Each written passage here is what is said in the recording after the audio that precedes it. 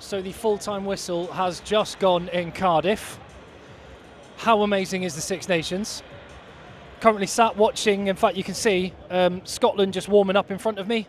Calcutta Cup is next up, but what a game in Cardiff to talk about. And spoiler alert, if you don't want to know the result, obviously go watch the game, then look away. 18 points to 27. The Ireland Grand Slam is still on, but they had it far from their own way, and the Welsh Dragon is breathing fire again. And massively importantly for the competition, for a rugby mad country, there is a massive amount of pride back in that red jersey of Wales, and it was just so good. I can't be in two places at once, but I was wishing watching that game I was in Cardiff. So I only did a video the other day on one of my great Six Nations memories, that fixture, Wales against Ireland in 2015. And I was talking about how incredible the atmosphere was, and there was a lot of commenters, and I was thinking myself, I hope one day that kind of atmosphere can return to Cardiff. Well, it was there, and rightly so, because that Welsh team,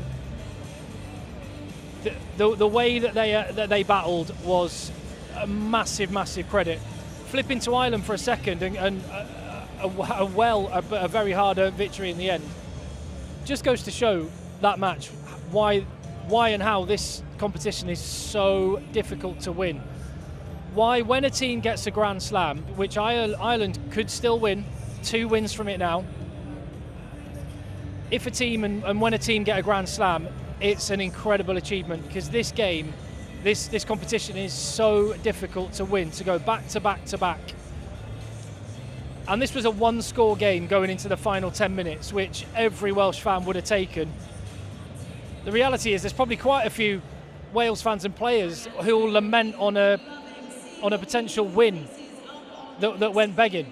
But yeah, that game was everything that's great about the Six Nations, the rivalry, the passion, and it was everything that's great about rugby, because that game just underlined that. And you'll know this, whatever level you've played at, you know that if you're mentally not 100%, even a couple of percent off, and you can get found out. And Ireland were not at their best. Equally, mentality is so much of what rugby's about. Energy, physicality, just pure heart. And with that, you can go a long way. And Wales just had bags of it. And no one exemplified that more than Jack Morgan. I love that man. He has to go on the British and Irish Lions tour. But there's a few other Welshmen that will be putting their hand up off the back of that performance. And yeah. As I say, an amazing rugby nation as Wales is, and it's just really, really good to see them back like that. And I guess the difference that Matt Sherratt has made and his coaching ticket in just 10 days is pretty remarkable. And Warren Gatland will have the gates named after him forever. His legacy long-term will not be tarnished. He is one of the greatest coaches in rugby we've ever seen, let alone Welsh rugby. But his selection in this competition so far was exposed by this match and this performance from Wales, and Rob Howley's attack, or lack of attack, was massively exposed by this game. And for Wales to sort some of the issues they had so quickly is huge, but it also leads you to think that the decision was not only the right one from the WRU in the end, but maybe overdue. To flip it over to Ireland for a second, they are inevitable. By the way, please give me your comments down below. I love reading them. I love getting stuck in there in the comments with you, so I will be down there. These are my immediate thoughts, like not giving it too much thought, no filter, just full-time whistle's gone and I've opened up the microphone. Tell me how you're feeling. I was kind of jealous, excuse me, jealous if you're a Wales or an Ireland fan, because in a sadistic way, you kind of love to be put through the ringer by sport, don't you? And this is one of those matches that must have put you through the ringer, for better or worse, for good and bad. And my nerves were shot, and I was a neutral watching it. Sam Prendergast, he had some big moments. He made some errors, not perfect, but big moments when it counted. That 50-22, which led to Jamie Osborne's try, was Ronan O'Gara-esque, Johnny Sexton-esque.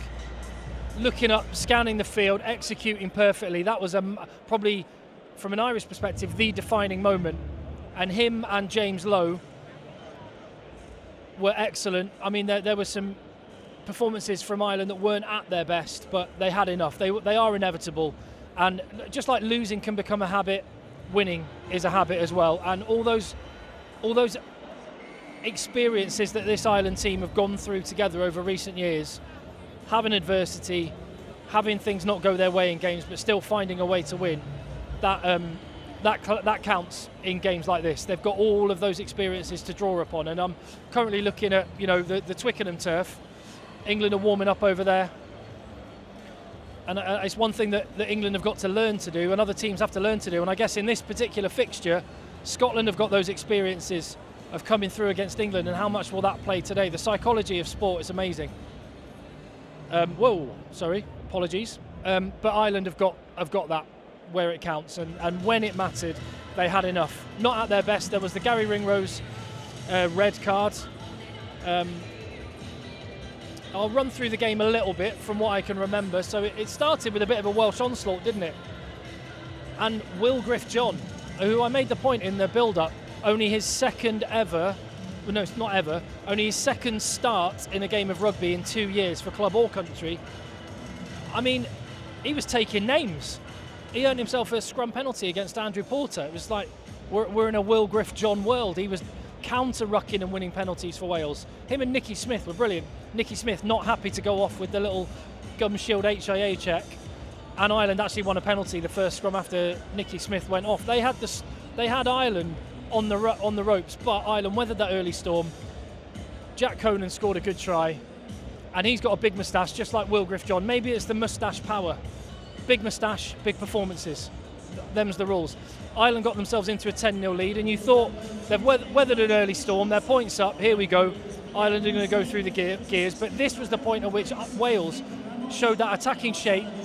We saw lots of effort in the games previously, but just no real idea or deception or variety. There was all of those things. It's amazing what happens when you pick a 10 at 10, a 12 at 12 and a 13 at 13, isn't it?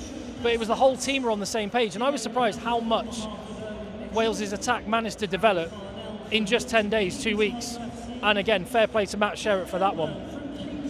They got a penalty, then Wales missed the rugby equivalent of an open goal. I think Max Llewellyn pass went to deck, trying to find Thomas Williams with no one in front of him. Would have been a try, but then Jamie Osborne did the same thing for Ireland. Couldn't get the ball to Gary Ringrose. Then the Ringrose yellow card upgraded to a red. What did you think about that one? At first I thought, well, what can Gary Ringrose do when who was he trying to tackle? Andrew Porter was so low. I can understand a yellow. I kind of get it. I thought, yeah, I get it. It's fine. I didn't agree with Jiffy that it should have been a straight red, and Jiffy versus Nigel Owens was a favourite highlight of the first half as well. And fair play to Jiffy for making Nigel Owens. No, come on, Nige. Tell us what you actually think. This is what you're paid here to do. That's the only reason he sat there in the gantry. So I quite enjoyed that. And then the noise in that stadium.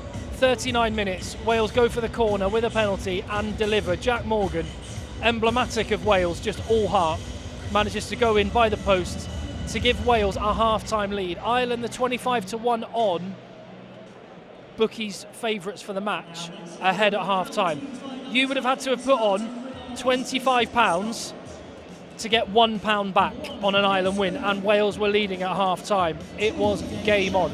And then the second half starts, and Tom Rogers scores that awesome try. Again, variation, deception. Wales getting to the edges, stretching Ireland in all the ways they didn't manage to against France or Italy. And they cut to the boxes, and Matt Sherratt looked totally chilled out, just sipping on his cup of tea with a satisfied smile on his face. And Simon Easterby looking rattled. And it was a big test of him in his head coaching role. I walked past Andy Farrell actually earlier. He's a big old unit, is Andy Farrell. I walked past him, I wonder what he was thinking watching that game. But Ireland have big players at big moments. Bundy Aki came on and added a massive amount of impetus. James Lowe was outstanding. Prendergast did some really good things. That 50-22 was huge when Ireland needed it. That levelled them up at 18 all. Yeah, Elliot Mee. I mean, that moment may haunt him in the corner.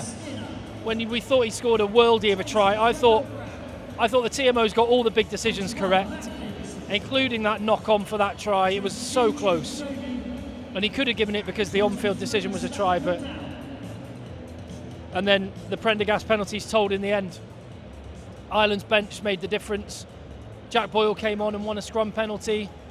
That'll probably be a good thing for Ireland. They'll need that wake-up call ahead of the France game. They'll know they need to improve.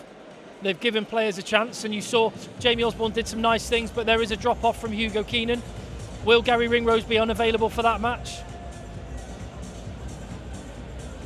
Very interesting to watch.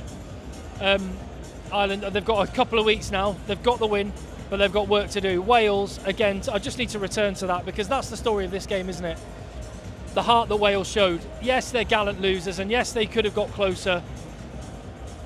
But where Wales have come from and where they're at, it takes nothing away, like I say, from the legend that Warren Gatland is. But the competition needed that. The nation of Wales needed that. Rugby needed that. And fair play. Love it. I will see you on the next one. Give the video a thumbs up. Hit subscribe. I'm going to get back to getting ready. Everyone's starting to arrive in the gantry. So we're at, it's past now, so the teams will be running in soon. And then game on. I'll see you on the next one.